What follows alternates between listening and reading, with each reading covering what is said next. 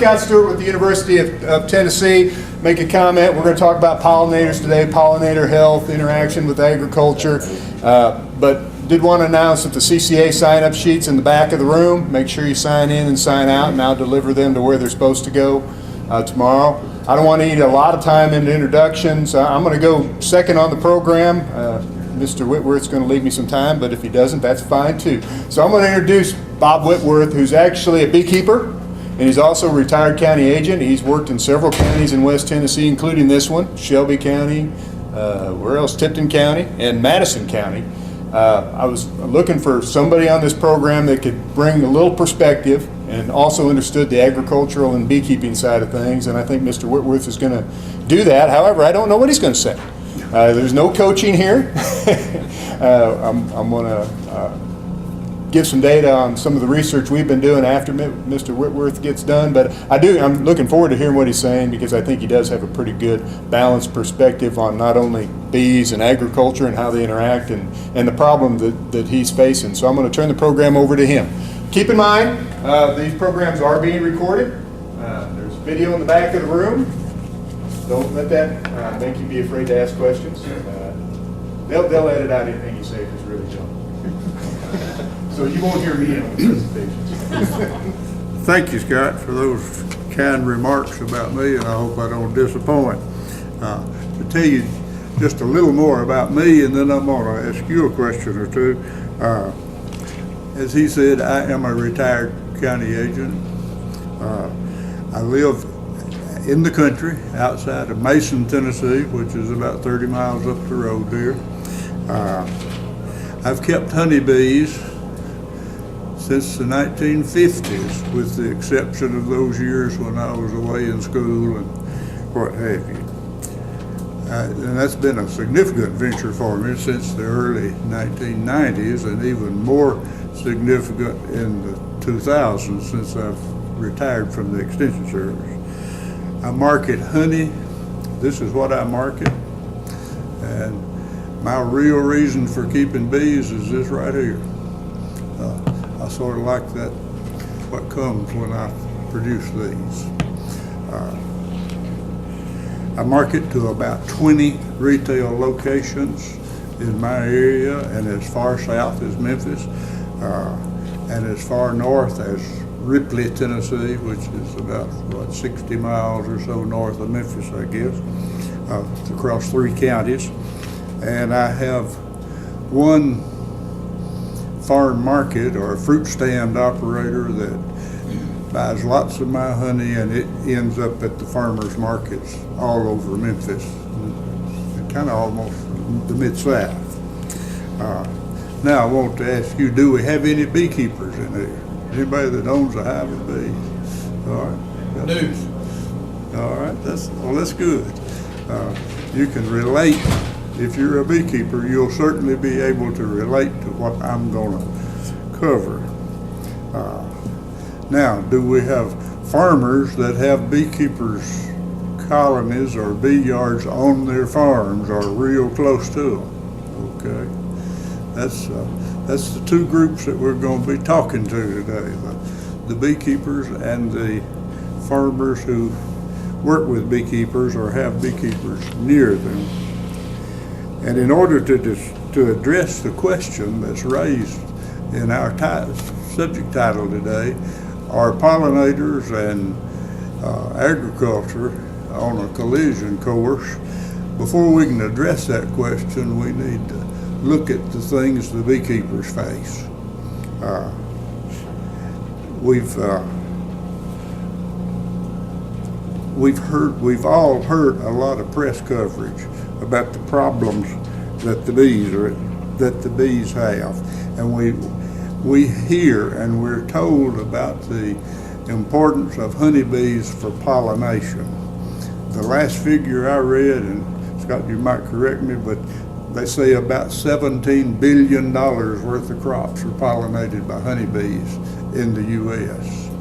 And there's a group of crops that we wouldn't have if we didn't have bee pollinators.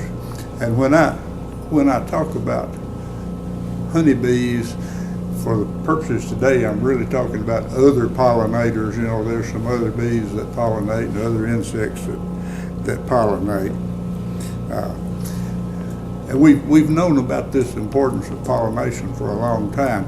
In fact, Albert Einstein gets credit for saying in his lifetime that 4 years from the day the last honeybee dies, the last human will die.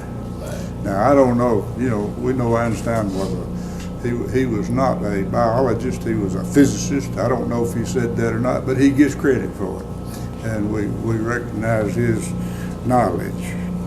But the crops that require pollination or insect pollination would include apples, pears, beans, oil seeds, along with the squash, cucumbers, and that family of vegetables.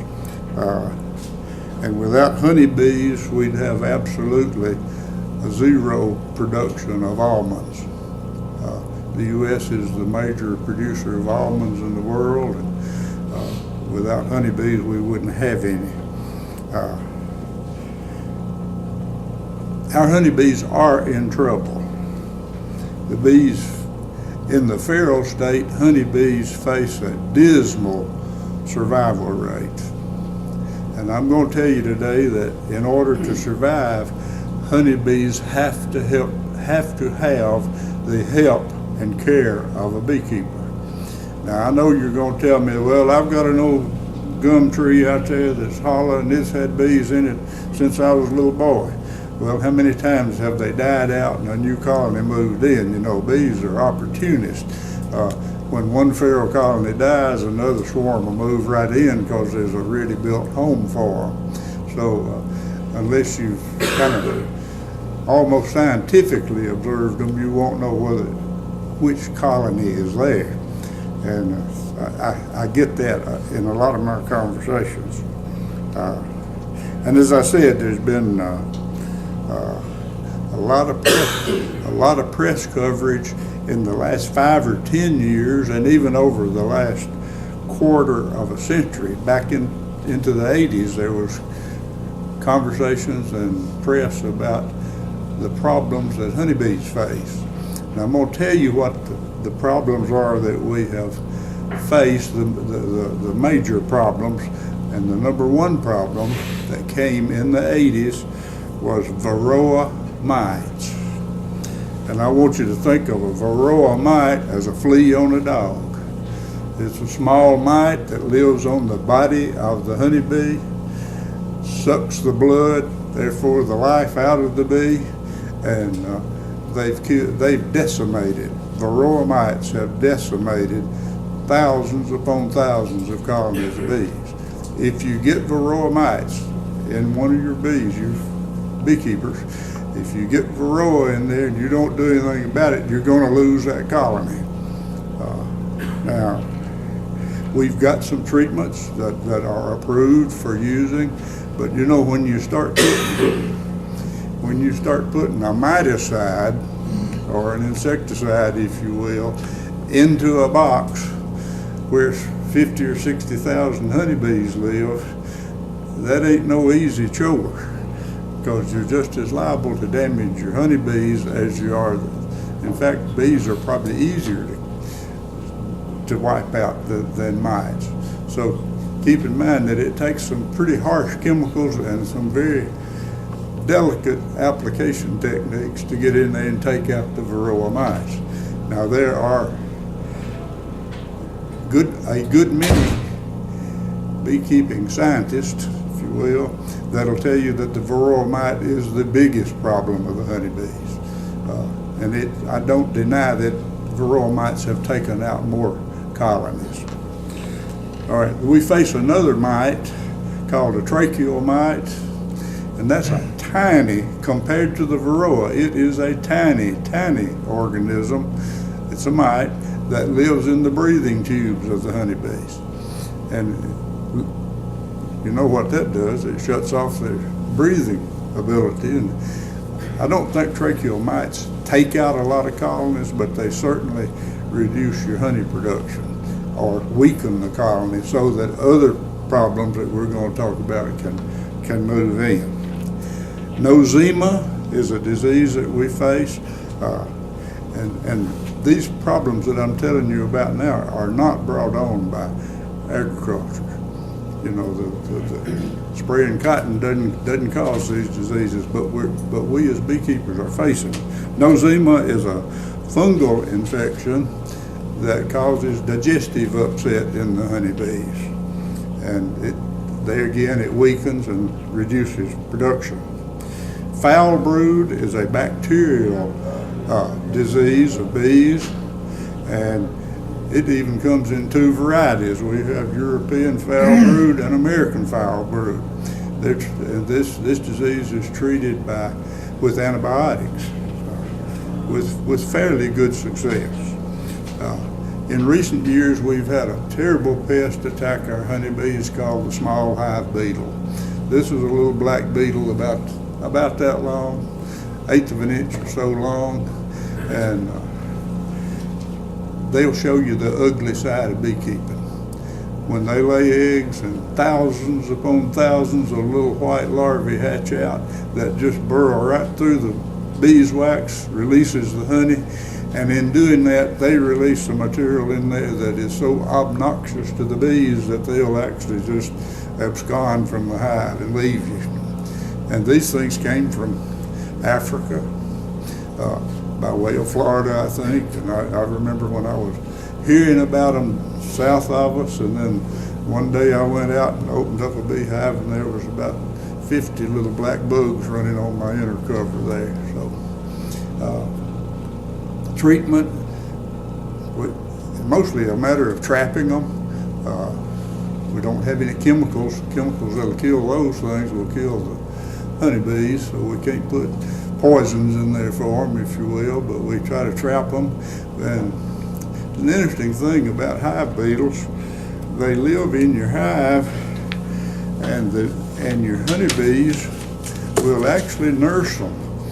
They'll hem them up in the corner, and they'll keep those hive beetles in that corner, and they can't lay eggs as long as they're in that corner. But you know, the house bees or the nurse bees will actually feed these critters, and that's one of the things that makes it more difficult to control them. And then when I, as a beekeeper, go in there and pop my hives apart, and they escape from that beetle jail, as we call it, and they make a line bee run to the comb, and they run down in there, and a female can lay thousands of eggs in just a matter of 2 or 3 days. And you go back, you know, we typically work sort of in a cycle of a week. You know, we do this to our bees this week and something else next week. Well, you go back a week later and you'll see some brood and or honeycomb that just don't look just right. And then about 2 days later, you look in there and there's thousands of these little larvae have hatched out. And as I said, they'll show you the ugly side of beekeeping. Now let's talk about the one that has the issue that has had the press coverage. That is colony collapse disorder, commonly called CCD in beekeeping circles. This is the biggie, and the cause is unknown. What a beekeeper finds with colony collapse disorder is that he goes and opens his box and he just doesn't have any bees. He may have 50 or 60 or more pounds of honey there for them to eat, so they didn't starve. There's no sign of any chemical damage, so we think they're not poisoned, but the bees have just left him. And there may be a little handful, half a cup or so of bees left in there. The queen bee may or may not be there, but she's not laying eggs anymore. There's not enough worker bees to take care of it, to take care of the larvae. So you've lost a colony of bees. Now, what happens when you lose a colony of bees is these hive beetles take over, and then there's another pest that's very controllable called wax moths, and they'll move in and destroy your equipment. The wax moths will eat your beeswax and even burrow into the edges of the wood to pupate, and they're pretty nasty too, but we know how to control them. A lot of theories have been proposed about the cause of colony collapse disorder. And one of the first ones, I'm just going to run over a few of them. Early on, we were told that cell phone signals confused them. Well, I didn't have to draw on my rocket science resources to know that was nonsense. The bee don't listen to a cell phone. Anybody that had any scientific thinking would rule that out pretty quick. And then I guess the next thing that came along, Scott, was the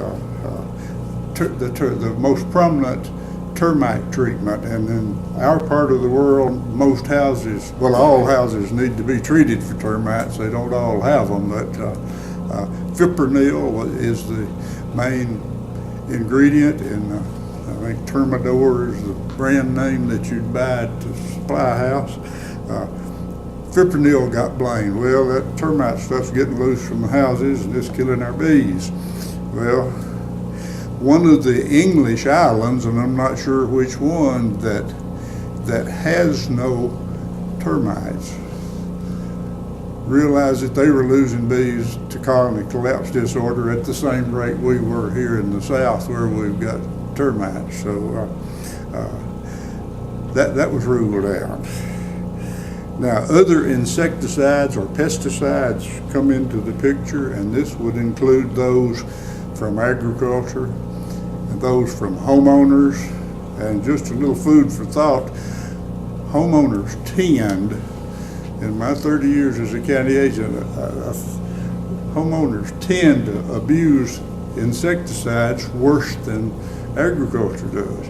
You know, if this much does the job on an acre, that's what you as a cotton grower are going to put on there. You're not going to put any extra because it costs too much.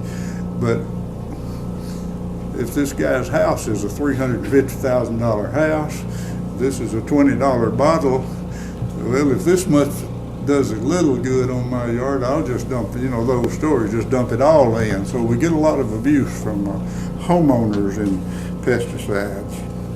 And the neonicotinoid seed treatments have gotten more attention than all the others put together over the past year, a couple of years. And we're going to talk about that just a little later. Another theory that came along about what caused colony collapse disorder was a virus from Israel, the Israeli virus. That was, and every time one of these new reasons comes out, it is the answer. Every time. We've solved it, this is it. That's the way the press handles it. But we found some of the Israeli virus in some frozen specimens that was many years old that proved that it had been here long before we had colony collapse disorder. And then finally, the U.S. Army, some U.S. Army scientists came with a theory that said, well, it's a virus plus a fungus combination. And I guess that's the last major breakthrough that I've heard was the one from the U.S. Army. But we've got so many reasons that have been presented to us, I have to say that we still don't know what causes colony collapse disorder. Now I'm going to give you my theory.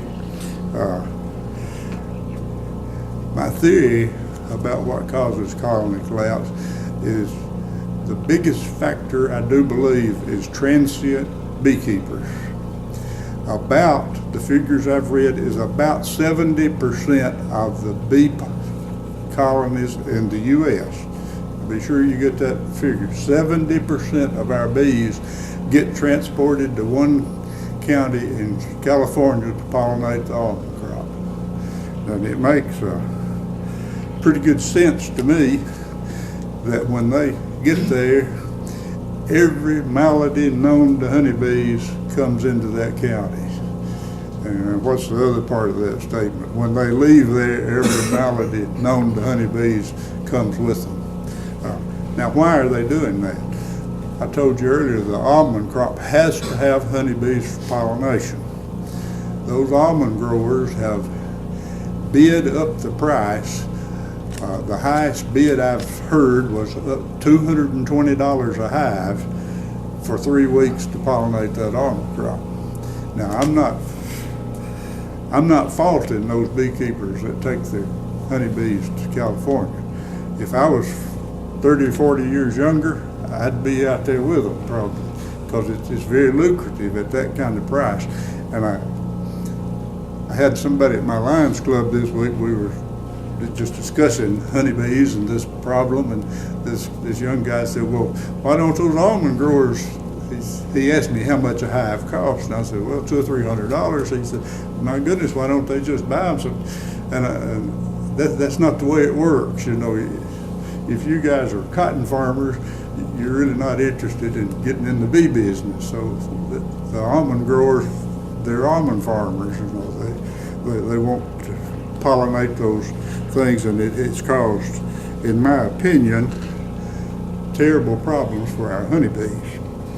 Although it's made a living for a bunch of people, and I'm I guess by definition, what they call a sideline beekeeper.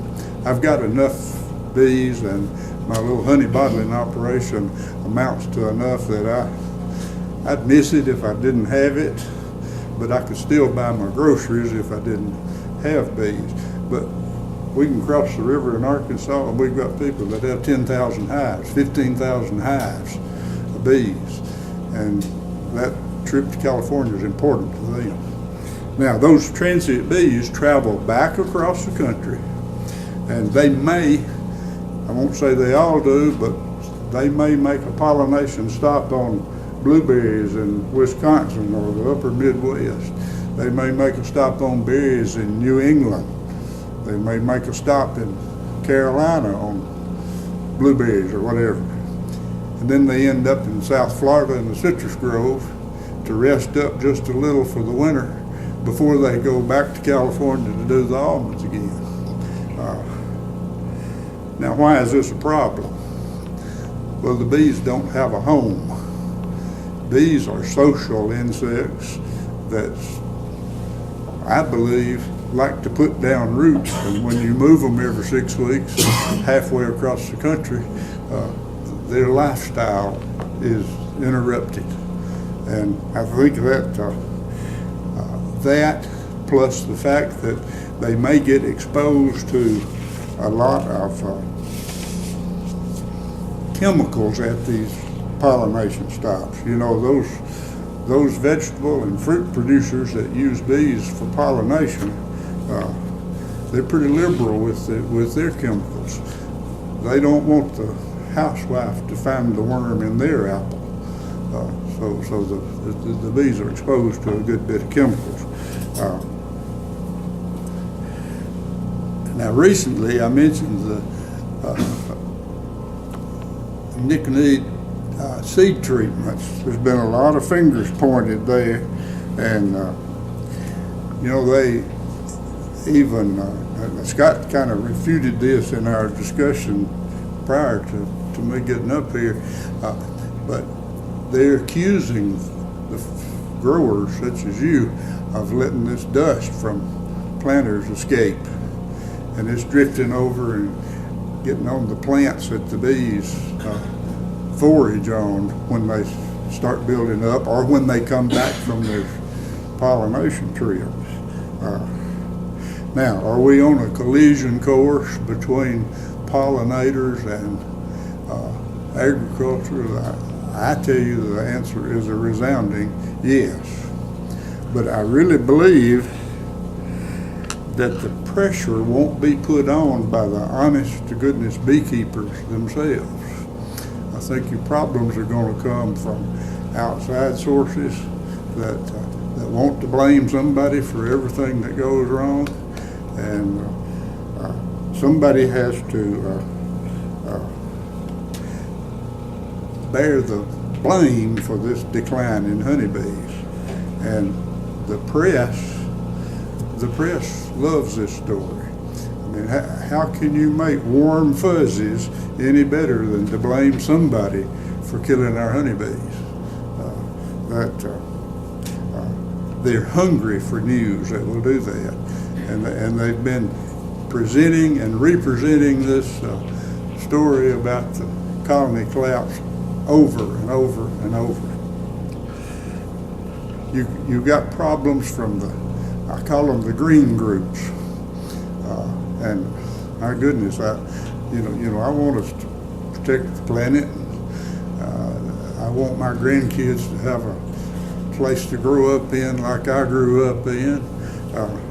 But these groups, and you don't need to forget this, is that if you're in production agriculture, certain of these green groups are out to get you. You don't need to forget that.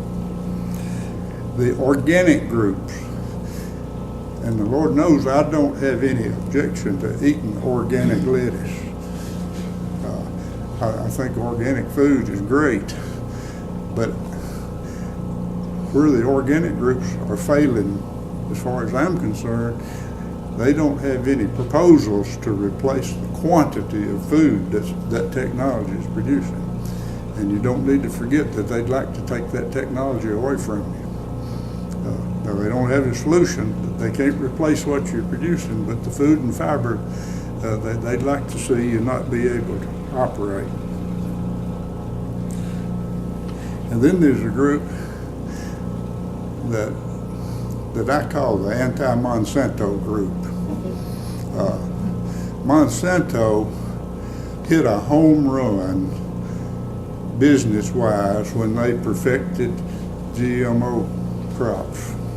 The Roundup Ready. In my day, when I was a county agent and still working, Roundup Ready was about all we had.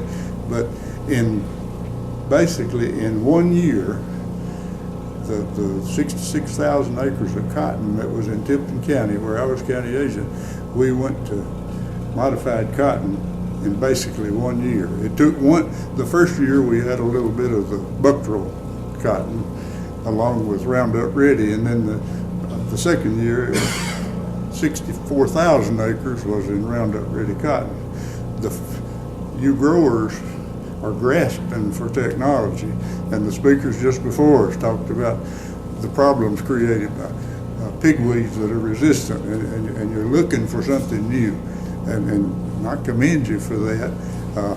But you know what Roundup did to you? I mean, what Monsanto did to you, besides put that empire together? They struck out in public relations. Absolutely struck out in public relations. And they've left you dangling to face the music.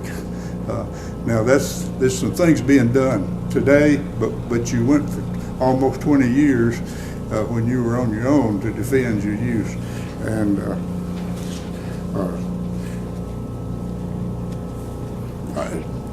I think we're caving into these groups.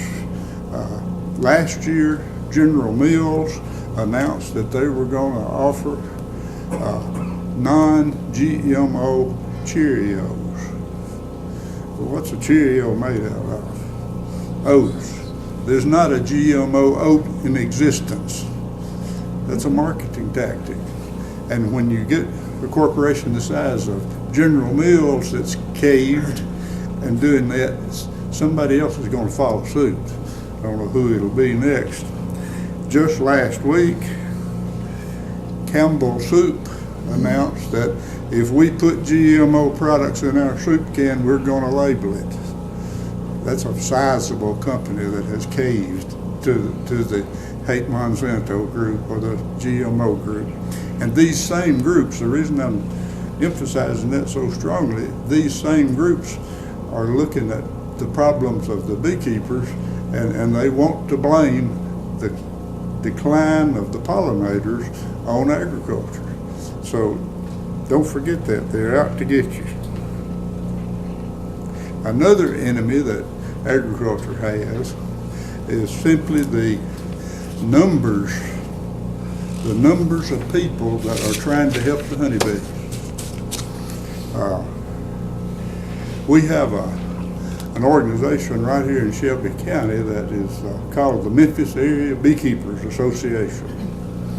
And we meet out at Agri Center every month of the year. And In midwinter, we have a short course for new beekeepers. The last 3 years, we've had in excess of 300 people show up on a Saturday for that new beekeeper short course. Now, why is that important? Well, that's 300 people that want to help the honeybee. And we've got in excess of 500 people on our rolls, Memphis Beekeepers Association. Every one of those people are looking to blame somebody for the fact that it's difficult to keep bees, and they're having to help keep some pollinators in their neighborhood. So you've got a lot of people watching you. And this groundswell of information has been going on for at least 15 years. And as far as the varroa mite's concerned, it goes clear back to the early 1980s. So they all want to identify somebody, and production agriculture has to be on the front line. There's no question about that. Now, any beekeeper will tell you, if he has one hive, he should tell you that, oh, I need a cotton field to put my bees on in the late summer. From July 4th till, of course, we use those cotton blooms that you growers don't care a thing about. Those up in the top that after it's too late for them to make cotton, the bees still forage there. And cotton and soybean honey is most of my honey production. That's what this is right here. And of course, I can't identify because they both bloom at the same time.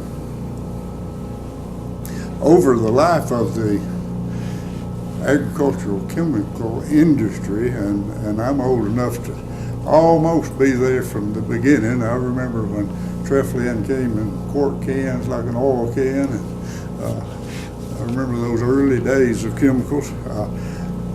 But over the life of that, we've been able to defend our chemical usage, and that's me as a county agent, able to defend our usage because we had lots of research that was done by the chemical companies themselves in conjunction with the universities.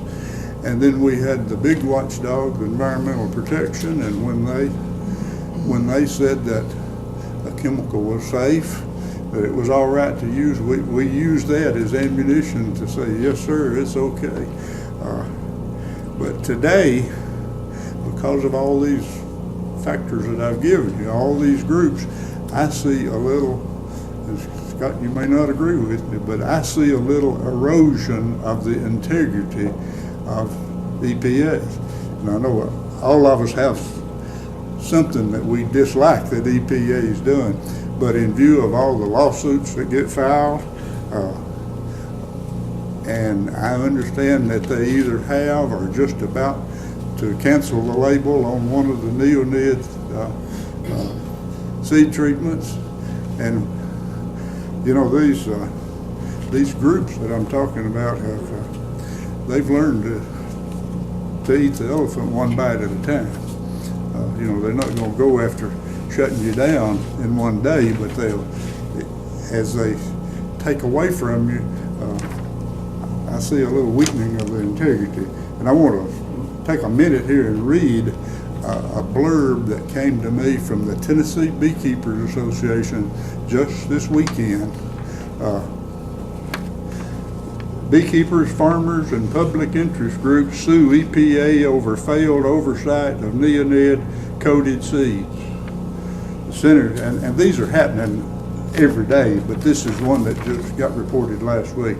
The Center for Food Safety, on behalf of several beekeepers, farmers, and sustainable agriculture and conservation groups, filed a lawsuit January 6th. And then there's a website where you can read the lawsuit, challenging the Environmental Protection Agency's inadequate regulation of neonicotinoid insecticide seed coatings used on dozens of crops. EPA has allowed millions of pounds of coated seeds to be planted annually on more than 150 million acres nationwide. The lawsuit alleges the agency has illegally allowed this to occur without requiring the coated seeds to be registered under the Federal Insecticide, Fungicide, Rodenticide Act, without enforceable labels on the seed bags and without adequate assessments of the serious ongoing environmental harm. Now, I'm not going to read all the rest of that, but that's the kind of thing that's in the news, and I do believe that we may have lost or are about to lose, if we don't sort of change our ways, some of this integrity that we've had over the past 50 years. All right, we've identified these groups. I've talked to you about the problems that I think exist. What can we do? Well, I think the number one thing to do is develop relationships between beekeepers and growers. And these relationships need to include and involve courtesy, communication, and common sense. Courtesy simply means that we must respect each other's existence. Now, I guarantee you that I can take you to some growers in my county where I work and where I live. I can find some that could care less about the guy that's got honeybees down on the corner. By the same token, I can find you a beekeeper that could care less whether it's convenient for you to spray your, well, I went through the boll weevil eradication program, keeping bees, and was a county agent. And we lost bees, we made honey. But we need to be courteous and considerate of each other's existence and need to exist. Now, I heard it a few years ago, I heard a young tractor driver, grandson of a big farmer. He said, man, he said, I moved that big tractor from Shelby County to Tipton County this morning, and he said, I didn't knock down but one mailbox. We can't do it that way. I heard another tractor driver say, and this happened to be my bees, he said, man, that roll of hair caught that rack those bees were on, 3 hives turned over, and I didn't get a sting. We can't do it that way. We've got to respect each other's existence. Communications. Beekeepers should, and I'm talking to me, should make contact with the growers in their area, provide contact information. I understand Mississippi has a program where they require you to flag the hive, flag the bee yards with a yellow flag that marks bees. But communication and record the locations and talk, just simply talk to the growers where you're going to put bees. Growers, you need to let your beekeepers know what the cropping plans are. One of my beekeeper friends put up 30 or 40 colonies at a location at a crossroads that was supposed to be soybeans and cotton. He was just a dream set up for him. He went back to put his honey supers on his bees, and the corn was about this tall, as far as he could see in all directions, And bees get nothing except a little pollen from corn. They don't get any nectar from corn. So there needs to be a line of communication. And then the common sense thing, and this will wind me up, the beekeepers should comply with all the state regulations. That is, registering your hives, providing the location to the state apiaries, and just use common sense about, you don't go put a bee yard out in the middle where that high boy or the plane's going to go right over the top of it. You get over in the corner somewhere so you can kind of conceal. Growers need to be cognizant of label requirements. If it says this chemical, and if you read a lot of them, it says this chemical is harmful to honeybees, then you need to take extra precautions if you use that chemical. And if you have a choice, don't use that chemical. I realize that I had a conversation just recently with a Farm Bureau person that's trying to put together something, and he said, something as simple as doing your spray application after 5 p.m. We did that with the boll weevil, the malathion, and tons of it that went out to eradicate the boll weevils. The bees are pretty well moving out of the field about 5 or 6 o'clock in the afternoon, and but this guy was putting this thing together, and he said, "But we can't ask these guys to change what they do." Well, we may have to make some changes because there's a lot of people looking at you as producers. I appreciate your attention, and I appreciate being asked to come. We'll let Dr. Stewart take over.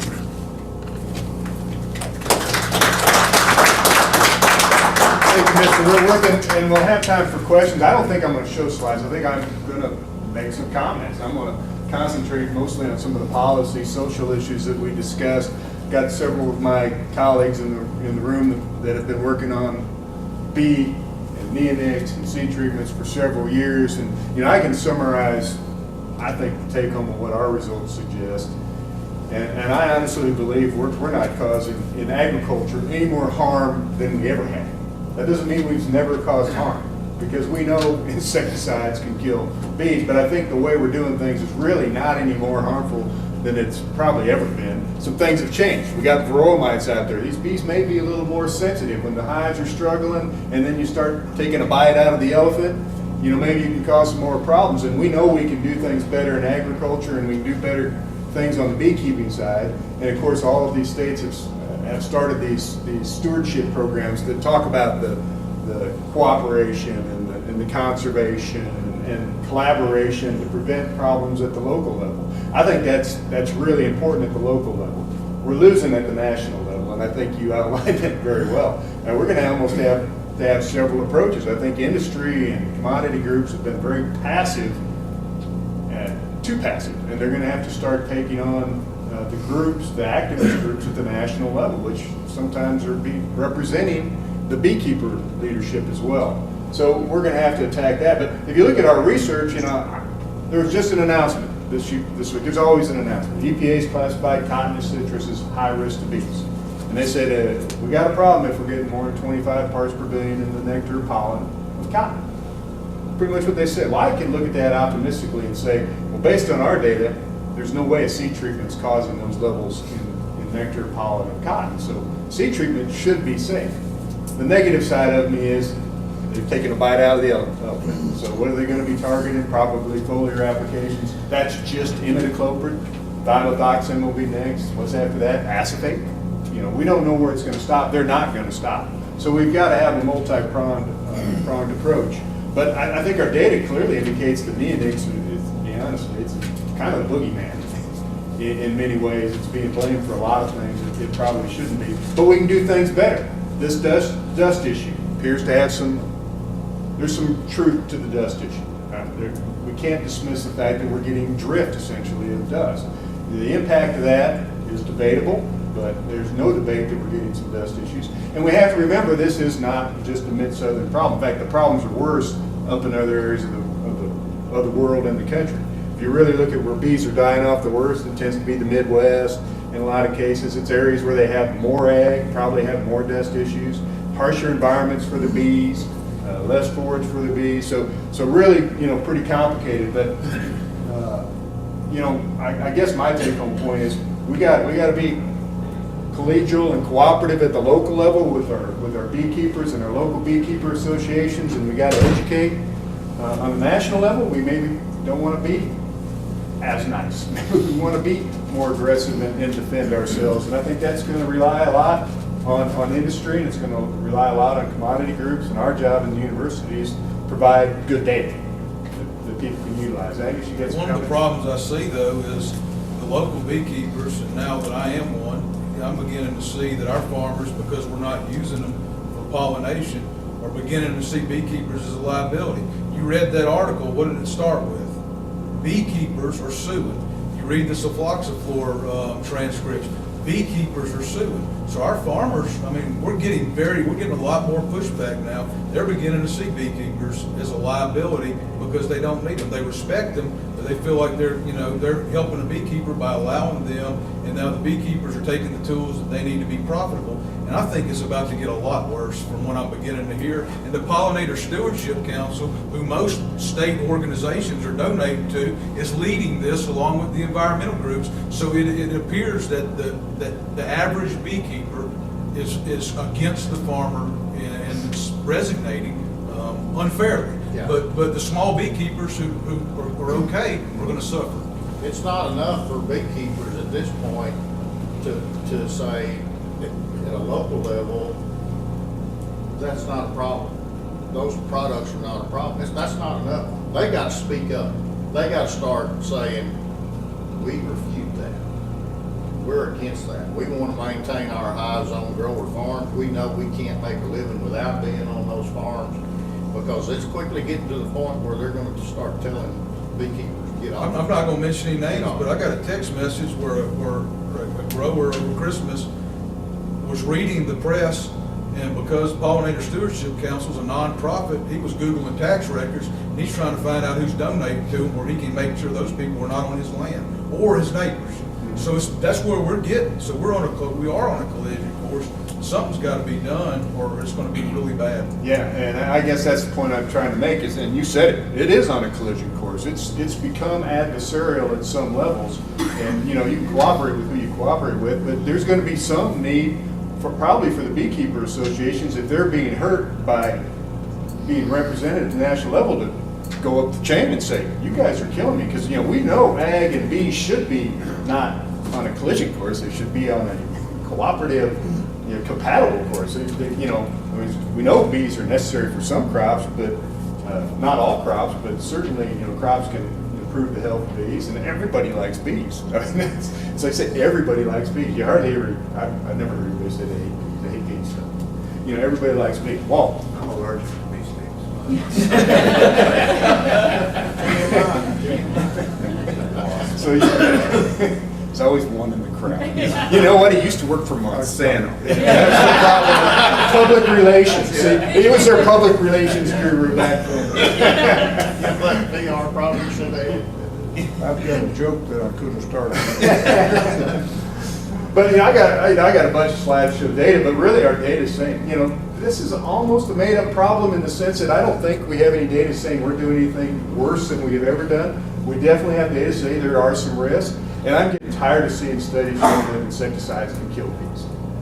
People are doing research. Hey, look, we can kill bees with insecticide. This is shocking news. We know that. I talked to a lot of beekeeper groups now, and I on the close side, I said, some of your bees are going to die.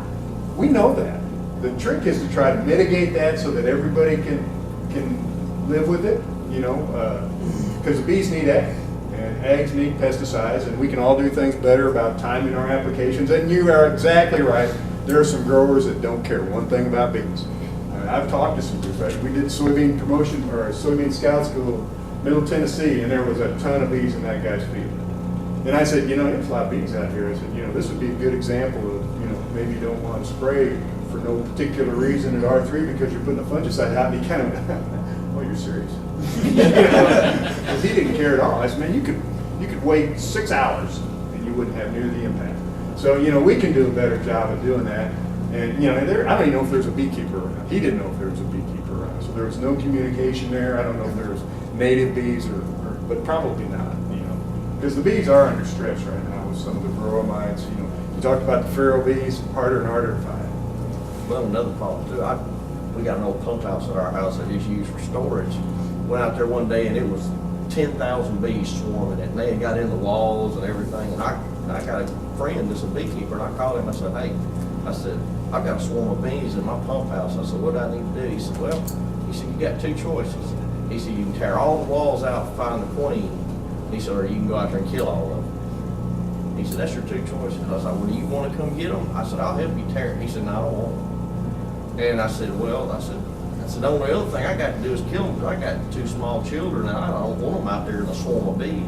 Luckily, about 2 days later, they all left. But that's the other thing too, is, if you get a swarm of bees at your house, there's nobody there to come get them. So I will. yeah, well, and, where I'm at, there's really nobody to come get them. And, I don't want a swarm of bees at my house. So So I think, I'll wrap up, I think we need to work at this at two levels. I mean, we can improve things as farmers and beekeepers and collaboration. And, you know, if we prevent the big dumb things like spraying over the top of the hive, if we're doing things to prevent that, we can prevent a lot of little bites we maybe know we didn't make. But, you know, at the national level, you know, we need to protect ourselves at, you know, ag so that we have the tools that we need. And we just got to fight it that way and not be so passive. I've heard so many industry people say, well, when we talk about our pesticides, we just, you know, not engage and show data, show that's not going to work. If we keep doing that, we're going to go further and further down this path, tell us two things. So there's going to have to be both things. So work with who you can and fight who you have to fight. I think we're at lunchtime, correct?